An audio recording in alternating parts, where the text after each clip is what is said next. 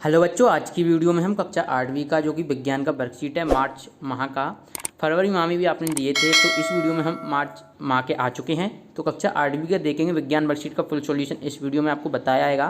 पहले आपको करना क्या रहता है, फर्स्ट ऑफ ऑल आप अपना यहाँ पर नाम लिखेंगे, यानी विद्यार्थी का नाम, आप जो भी आपका नाम हो, फिर आप अपने यहाँ पर पापा जी का नाम लिख दीजिए, साला का नाम जिस स्कूल में पढ़ते हैं, और क्लास 8 तो आप यहाँ पर लिख ही सकते हैं। ओके, तो चलिए वीडियो को स्टार्ट करते हैं। तो यहाँ पर देखिए क्वेश्चन नंबर फर्स्ट आपका दिया हुआ है बच्चों।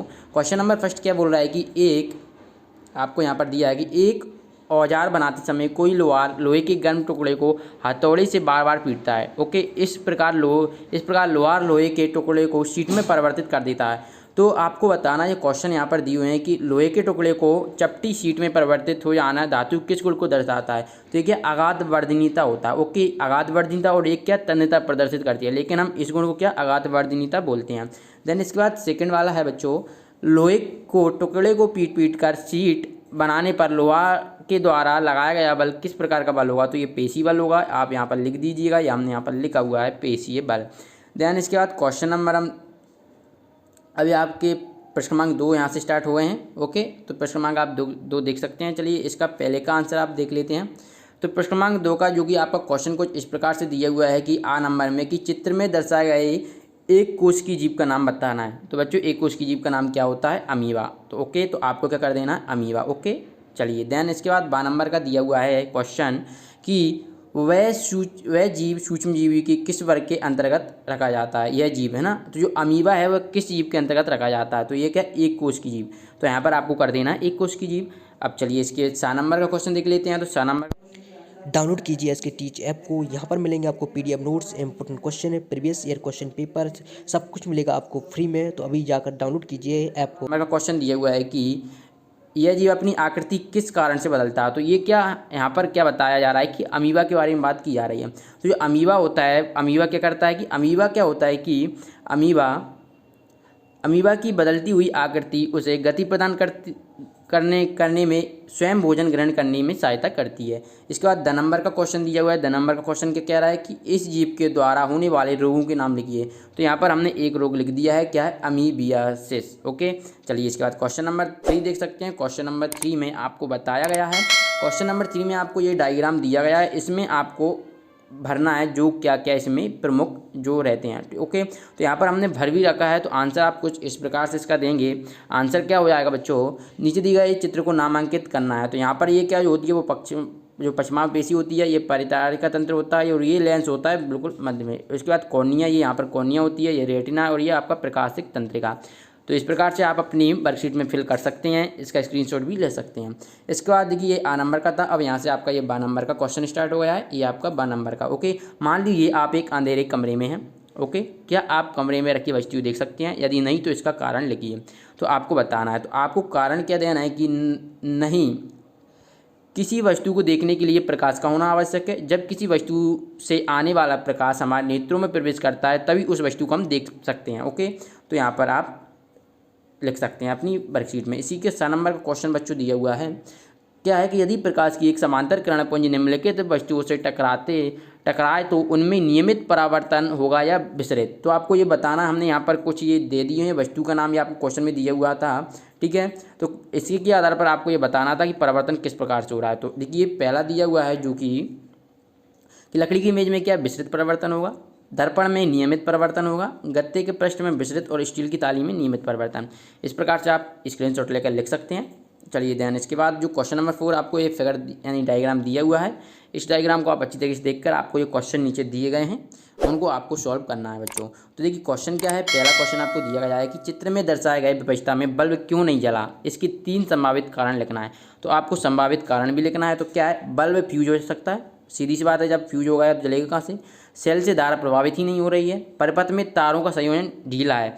तो जो परिपथ आप यहाँ पे देख सकते हैं, जो यहाँ पर हमारी जो कुंजी है वो सही से, या तो इसको एक मान ये भी हो सकता है कि हम जब कुंजी को चालू ही नहीं किया, लेकिन ये बैलेट नहीं रहेगा। तो आपको ये 3 हमने यहाँ पर बता दिए हैं, ये आपको कर लेना है। ओके, चलिए देन इसके बाद है आसुत जल को विद्युत का चालन बनाने में हम क्या करते हैं। तो आपको क्या करना है, आसुत जल को विद्युत चालन बनाने के लिए हम क्या, अम्ल, क्षार और लवण ऐसे पदार्थ हैं जिन्हें आसुत जल में घुलने पर इसका चालन बना देते हैं।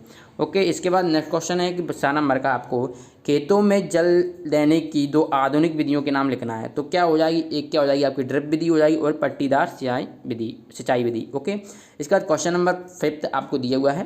क्वेश्चन नंबर 5 में पूछा गया आपको, ये नीचे सारणी दी गई है। ओके, तो जो आपको कुछ इस प्रकार से नीचे सारणी दी गई हुई है, उसके आधार पर आपको बताना है कि प्रत्येक वाद्य यंत्र के सामने ध्वनि उत्पन्न करने वाले उसके कंपायन मुख्य भाग का नाम लिखना है।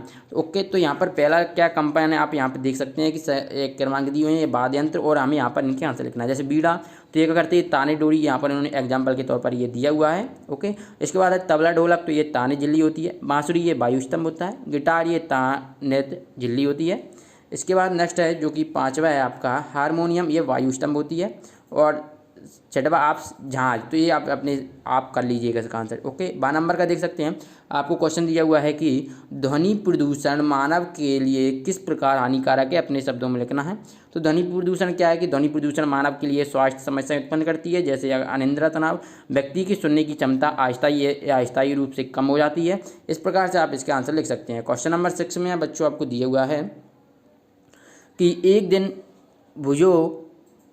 भूजो जूते की एक दुकान पर गया, वहाँ तरह तरह के जूते रखे थे। भूजो को वहाँ कोई भी ऐसा जूता नहीं जिनके सोल तले खांचेदार ना हो। जूतों के इस प्रकार के खांचेदार तले देखकर भूजो को ध्यान आया कि तो उसने कारों, बसों व ट्रकों के टायरों पर भी बने देखे। अब बताइए कि जूतों के सोल तले एवं कारों, ट्रकों आदि के टायर खांचेदार क्यों बनाए जाते हैं। तो इसका आप स्क्रीनशॉट लेकर लिख सकते हैं।